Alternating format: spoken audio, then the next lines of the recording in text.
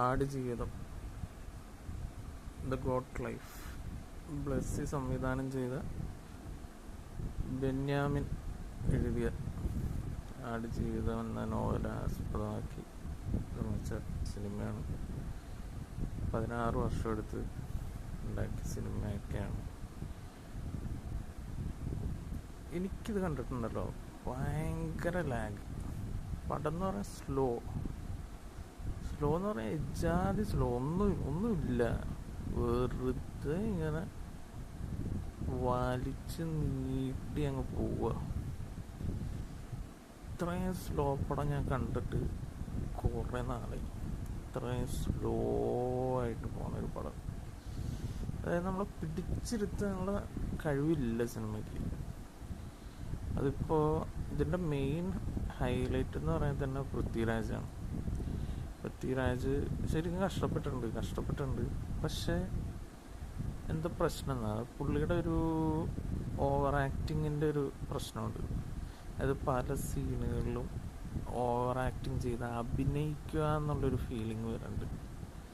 അതായത് അഭിനയമല്ല, അതൊക്കെ ഈ മമ്മൂക്കനെ പോലെയോ അല്ല ഫഹദിനെ പോലെയൊക്കെയുള്ള നടന്മാരെ നോക്കിയാൽ അറിയാം, അല്ല ഷെയ്ൻ നിഗം.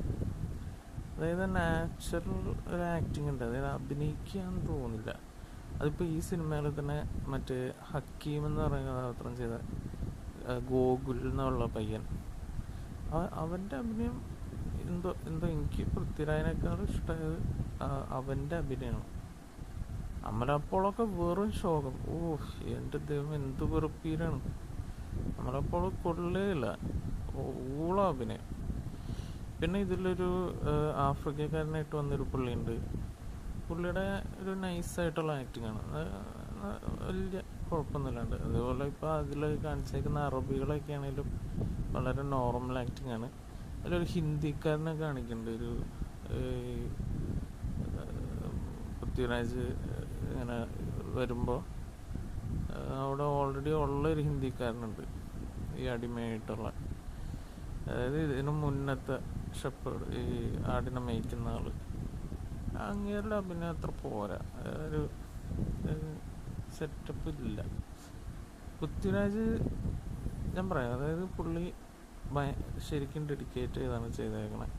കാര്യം വെയിറ്റ് ലോസ് ഒരു സീൻ കാണിക്കുന്നുണ്ട്, പ്രത്യേകിച്ച് ഈ വെള്ളം കുടിക്കാനായിട്ട്.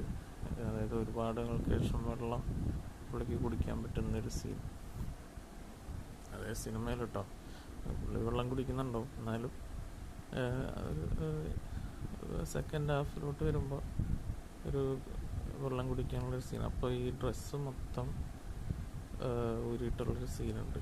അപ്പോൾ അവിടെ ശരിക്കും VFX ആണെന്ന് തോന്നില്ല, എന്നാലും പുള്ളി ശരിക്കും വെയിറ്റ് പോയ ഒരവസ്ഥ കണ്ട് അത് ശരിക്കും സമ്മതിക്കണം പൃഥ്വിരാജിൻ്റെ.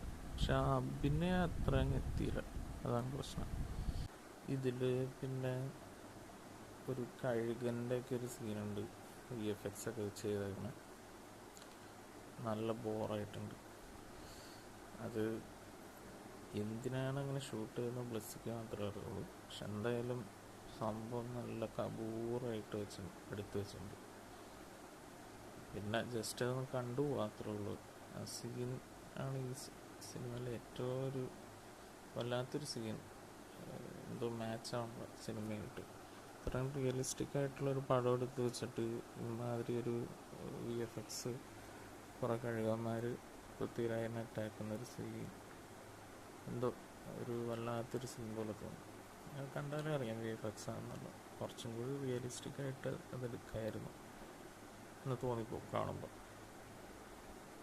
അതേപോലെ എനിക്ക് ഏറ്റവും ഇഷ്ടപ്പെട്ട ഒരു സീൻ എന്ന് വെച്ചാൽ ഇതിലൊരു വെള്ളം ഒഴുകിപ്പോകുന്നൊരു സീൻ.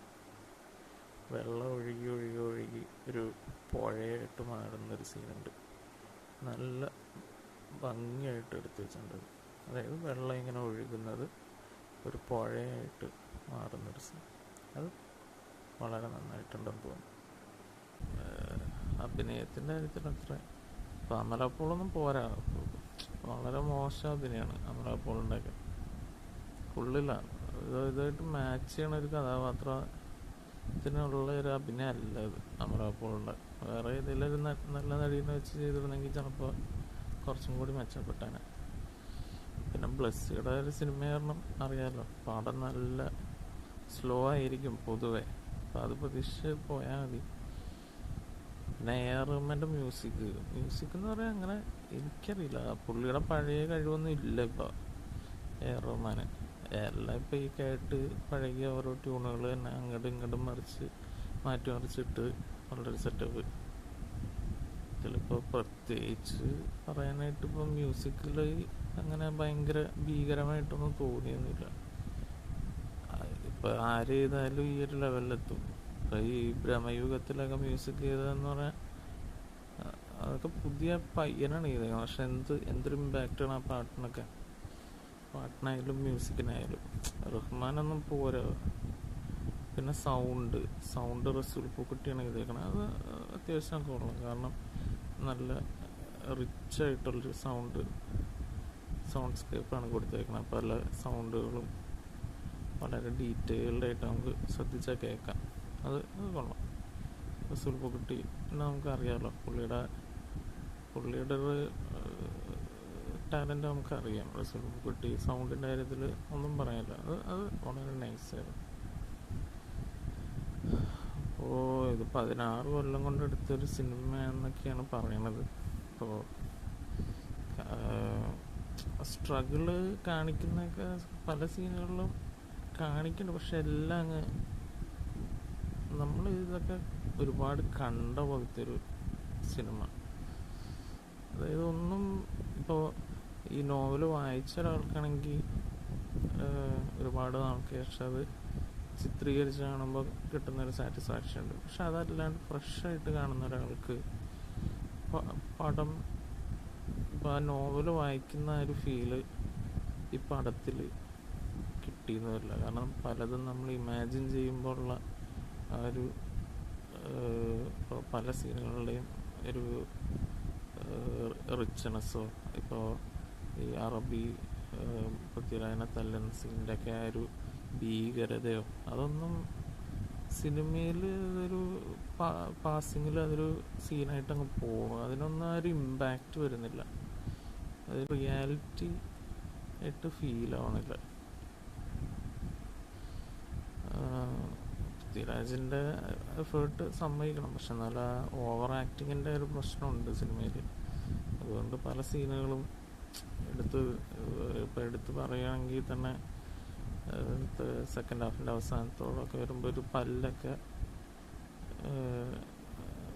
വെപ്പമെല്ലാം തോന്നുന്നു, അതൊക്കെ വെച്ചുള്ളൊരു സീനുണ്ട്. അതൊന്നൊരു ഒട്ടൊരു സെറ്റപ്പ് ആയിട്ടുള്ള. പക്ഷെ മറ്റേ ഗോകുൽ എന്ന് പറയുന്ന ഹക്കീം എന്നുള്ള കഥാപാത്രം ചെയ്ത പയ്യൻ്റെ അഭിനയം എന്തുകൊണ്ടോ പൃഥ്വിരാജിനേക്കാളും എനിക്കിഷ്ടമായി. മൊത്തത്തിൽ അതാണ് ഒരു സിനിമ. അപ്പോൾ പടം എന്ന് പറഞ്ഞാൽ ആവറേജ് എന്നേ പറയാൻ പറ്റുള്ളൂ. ഇപ്പോൾ ബ്ലസ്സിയുടെ സിനിമ എന്നൊക്കെ പറയുമ്പോൾ ഇപ്പോൾ നമ്മൾ പുള്ളിയുടെ തന്മാത്രയെ കണ്ടാണ്. അതിലൊക്കെ എന്താണ് എന്ന് വെച്ചാൽ കാഴ്ചയും തന്മാത്രയിലൊക്കെ അത് പിന്നെ അതിൽ അഭിനയിച്ച മമ്മൂക്കാൻ്റെ മോഹൻലാലിൻ്റെ ഒക്കെ കഴിവാണ്. എന്തായാലും ആ ലെവലിലൊന്നും എത്തിയില്ല, എന്നാലും പടം അത്ര പോരാ.